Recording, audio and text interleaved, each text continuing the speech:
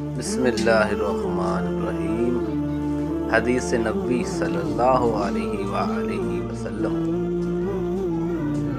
ایک آدمی رسول کریم صلی اللہ علیہ وآلہ وسلم کی خدمت میں حاضر ہوا اور عرض کیا کہ جانور ہلاک ہو گئے ہیں اور راستے بند ہو گئے ہیں۔ تو آپ صلی اللہ علیہ وآلہ وسلم نے دعا کی اور ایک ہفتہ تک بارش ہوتی رہی۔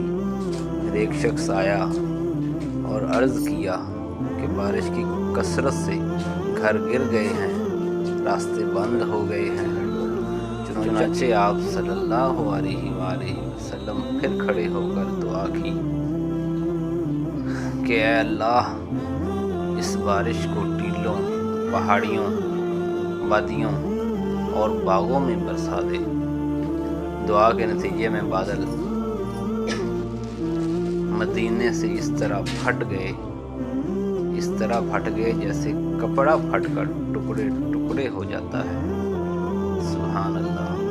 اور ٹیلوں اور پہاڑوں میں، باغوں میں بارش ہونے لگی اور مدینہ بچ گیا۔ سبحان اللہ۔ صحیح بخاری۔